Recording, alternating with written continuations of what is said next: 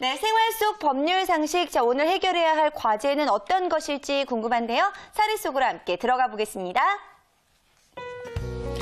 안녕하세요. 저는 이제 3년차 직장인 황당해입니다. 대리 진급을 앞둔 어느 날 인사 발령을 받았습니다. 예상대로 저는 대리로 진급했지만 문제는 근무지가 대구로 변경된 거죠. 회사의 지침이니 어쩔 수 없는 상황이라 내려가야만 하는데 글쎄 발목을 잡은 건 집주인이었습니다.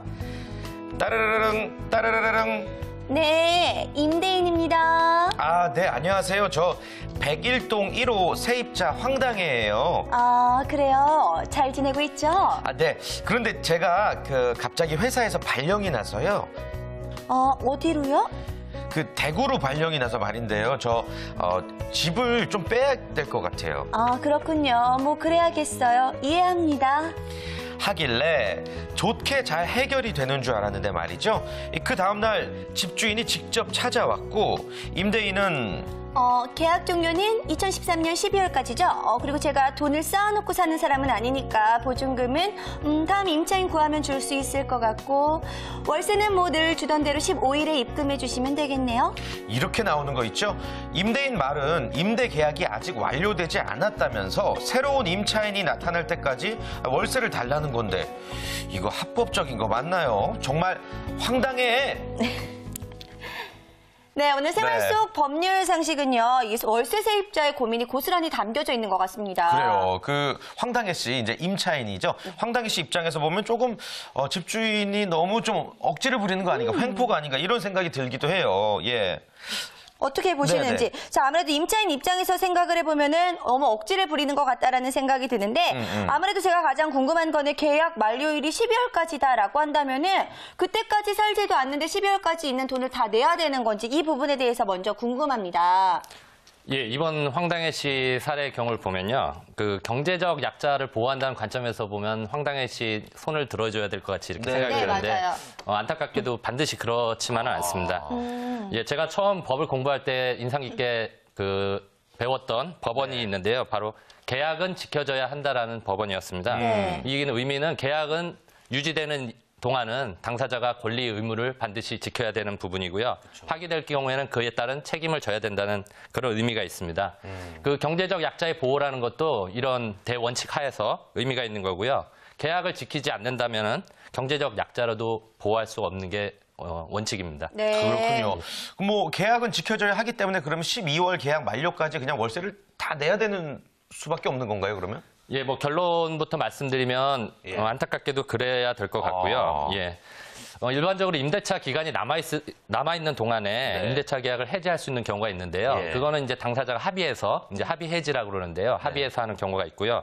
아니면 해지하려는 당사자 말고 상대방이 뭐 월세를 못 낸다든가 뭐 다른 사정에 의해서 잘못이 있는 경우에 해지할 수 있는 경우가 있습니다. 불이행 시에. 예, 계약 불이행의 경우에는 해지할 수가 있는데요.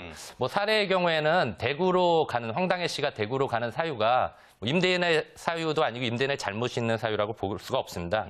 그래서 이제 안타깝게도 황당해 씨의 경우에는 원칙적으로 계약이 종료할 때까지는 차임을 지불하셔야 되고요. 다만 이제 뭐 임대인이 호의에 의해서 계약을 새로운 임차인을 구해준다든가 뭐 그런 사유가 있으면 모르겠거냐. 그렇지 않다면 월세는 계약 기간까지 지급하셔야 되는 게 원칙이고요. 그다음 임대보증금도 마찬가지로 계약이 종료되시는 순간 받을 수가 있습니다. 우선이군요. 네, 저는 사실 이런 경우를 주변에서 본 적이 있었는데 제 친구가 결혼을 했어요, 갑작스럽게. 근데 월세로 살고 있는 집이 안 나가는 바람에 8개월치 월세가 집이 안 나가는 바람에 8개월치를 내는 경우를 본 적이 있었는데 정말 억울했었거든요. 그때도 제가 생각을 하는 게 혹시 예외 규정이 있지 않을까라는 부분이 있었는데 혹시 예외 규정은 없는 건가요? 예, 예외 규정이 있습니다. 물론 뭐 모든 일에는 예외라는 게 있는데요. 뭐 사례의 경우에는 지금 말씀하신 사례로는 명확하진 않지만요. 기간이 만료되지 않더라도 이제 계약을 해지할 수 있는 경우가 있습니다. 그게 이제 대표적으로 묵시의 갱신이라는 건데요. 일반적으로 계약 기간이 만료될 경우에 계약을 새로 체결하는 거를 계약의 갱신이라고 그러고요. 이제 지금 말씀드린 묵시의 갱신이라고 하는 부분은 이제 계약 기간이 만료됐는데도 쌍방이 아무 얘기 없이 그냥 자동으로 연장되는 경우가 많이 있습니다. 네네. 이런 경우를 묵시의 갱신이라고 합니다. 네. 그래서 이런 묵시의 갱신의 경우에 주택임대차 보호법에서는 지금 화면에 나가고 있는데요. 일정 기간 내에 상대방에 대해서 갱신 거절의 통지를 하거나 계약 조건을 변경하지 아니하면 갱신하지 아니한다는 뜻을 통지하지 않은 경우에는 원래 임대차 기간이 끝난 때에 전 임대차, 그러니까 원래 임대차와 동일한 조건으로 다시 임대차한 것으로 본다. 이렇게 규정하고 있고요. 단 이 경우에는 이제 기간은 2년으로 본다. 이렇게 규정이 되어 있습니다. 네. 예, 그래서 그 방금 말씀드린 묵시의 갱신의 경우에는 그 말씀드리려는 그 예외 규정이 있는데요. 이 경우에는 임차인은 언제든지 계약을 해지할 수 있습니다. 예. 다만 이제 그 해지를 하더라도 임차인이 의사표시를 한 때로부터 3개월, 그러니까 임대인이 새로운 임차인을 구할 수 있는 기간을 3개월 정도로 보고요. 3개월 정도 후에 효과가 발생하는 것으로 예. 그렇게 규정하고 있습니다. 그래서 이제 사례 경우는 명확하진 않지만요. 네. 이제 황당해 씨가 묵시의 갱신을 통해서 지금 거주하시고 있다라면 뭐 즉시 해지는 가능하실 것 같습니다. 아, 그렇군요. 예, 그렇군요. 단지 이제 아까 말씀드린 3개월이라는 뭐 기간 동안은 월세를 내셔야 되는 그런 부담은 지실 수 있습니다. 네. 근데 그 부동산 중개 수수료를 대신 내는 조건으로 그렇게 보통 계약이 중도에 해지되는 경우도 있지 않습니까? 예, 그게 아까 말씀드린 일종의 합의 해지 합의 해지. 부분이고요. 예, 네. 그래서 호의라든가 이런 부분에서 네네. 그렇게 하시는 경우가 많이 있는데요. 네. 임대인 입장에서는 원칙적으로 거기에 응해야 될 의무는 없으십니다. 의무는 없는 예, 거고 예. 그러나 호의적으로 이제 합의를 해줄 수는 있는 거고 예, 그렇습니다. 그렇군요. 알겠습니다. 그런데 이 사례에서 보면요, 황당해 씨는 이제 대구로 거주지를 옮겨야 되는 상황이기 때문에 뭐 주민등록을 옮겨야 되는 건지 어떤 좀 주의점이 있을까요? 예, 여기서 주의하실 점이 한 가지가 있습니다. 네. 뭐 부득이하게 계약 기간 동안 월세를 지급하시더라도 그 주택임대차 보호법상에 그 대항력과 우선 변제권이라는 게 있습니다. 그걸 네. 유지하시기 위해서는 본인의 주민등록을 원 주소에 그대로 유지하셔야 됩니다. 예, 그 문제가 있고요. 다만 나중을 이제 위해서. 부득이하게 옮기실 경우에도 가족들의 주민등록이 돼 있다면 그걸 유지하시면 그 대항력과 우선 변제권이 유지된다는 판례가 있으니까 그건 참고하시면 될 것 같습니다. 예. 네, 아무래도 직장인들 같은 경우는 직장 문제 때문에 이렇게 거주지를 옮겨야 되는 경우들이 발생할 수밖에 없는 것 같은데요. 아무래도 이렇게 되면은 여러모로 손해를 볼 수밖에 없을 것 같기도 예. 합니다. 어떻게 하면은 손해를 조금은 덜 수 있을지 방법을 또 소개를 해주실까요? 예, 뭐 직장 문제로 자주 그 거주지를 옮겨야 되는 그 분들이 많이 있습니다. 이런 분들은 뭐 임대인에게 미리 그런 걸 얘기하셔서 계약 조건으로 하시는 방법도 있을 거고요. 네. 뭐 대표적인 방법은 1년 단위로 계약을 하시는 게 바람직해 보입니다. 예. 1년 단위로 짧게. 예. 근데 임차인이 1년 정도 뭐 더 거주를 해야 될 사정이 생기면 어떻게 되는 거죠? 예, 그런 경우도 실제로 많이 있습니다. 뭐 예. 인사 발령이 안 난다든가 예상하고 다른 경우가 많이 있는데요. 이 경우에 이제 주택임대차 보호법에서 기간을 정하지 않거나 또 2년 미만으로 정한 경우는 그 기간을 2년으로 본다 이렇게 규정하고 있고요. 네. 다만 임차인은 2년 미만으로 정한 기간이 유효하다고 주장할 수 있다 이렇게 규정되어 있습니다. 이 의미는요.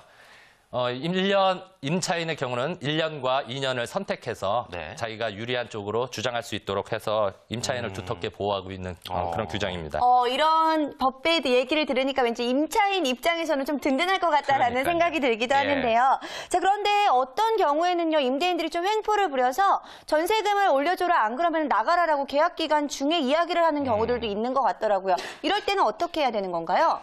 예, 앞서 말씀드렸듯이 계약은 지켜져야 하는 것이기 때문에요. 그 임차인이 월세를 지급하지 않는다든가 이런 잘못이 있지 않는 이상은 계약 기간 중에 임대인이 일방적으로 뭐 임차인을 나가라 이렇게 할 수 있는 권리는 없습니다. 따라서 그 임차인은 계약 기간 만료까지 계속 거주하실 수 있는데요. 다만 이제 경제적 사정이 변경되는 경우가 있습니다. 그쵸. 뭐 공과금이 오른다든가 뭐 사회 경제적 사정에 의해서 부득이하게 뭐 계약 기간 중에 차임이나 보증금을 올려야 될 경우에도요. 예. 그 주택임대차 보호법 시행령상에 그 원래 차임이나 보증금의 20분의 1, 그러니까 5% 이상은 올리지 못하도록 그렇게 규정하고 있습니다. 그러니까 예를 들어서 1억인 경우는 5%니까 500만 원 이상은 올릴 수 없고요. 이것도 그 기간도 제한하고 있는데요. 계약 후 또는 갱신한 후 1년 내에는 또 증액을 요구할 수 없도록 그렇게 규정하고 있습니다. 그러니까 네. 뭐 새로 계약을 맺고 올리는 거에는 어떤 한도는 없지만 예. 계약 기간 중에 올리는 거는 이제 5%밖에 안 된다라는 예, 말씀이시죠? 그렇습니다. 예, 그렇군요. 네. 아무튼 그 범위가 정해져 있다라는 것을 여러분들 명심하셔야 될 것 같고 네. 그 임차인이라면은 아무런 이유 없이 계약의 갱신을 거절할 수 있다는 점도 명심하셔야겠습니다. 네, 그런데 이런 경우에는 혹시 계약을 해지할 수 있지 않을까라는 생각이 드는데 네. 왜 갑자기 집이 너무 이상해도 너무 이상한 경우들 있잖아요. 뭐 곰팡이가 있다거나 뭐 균열이 물 있다거나. 새고. 네, 맞아요. 이런 예. 문제가 있는 경우에는 계약 해지가 가능한 걸까요? 예, 물론입니다. 물론 정부가 나갔다든가 이런 것을 임대인에게 요구하는 건 무리한 요구라고 예. 보이는데요. 다만 이제 균열이 있다든가 심한 누수가 있다든가 이런 경우까지 임차인한테 거기서 살라고 강요하는 것은 부당하기 때문에 이런 경우는 임대인이 그 주택을 제공할 의무를 제대로 이행하지 못한 경우이기 때문에 해지하실 수 있습니다. 네, 그렇군요. 자, 오늘 주택 임대차 보호법에 대해서 자세히 알아봤습니다. 아마 많은 분들이 도움 받으셨을 것 같고요. 다음 시간에도 알찬 정보 기대해 주시길 바라겠습니다.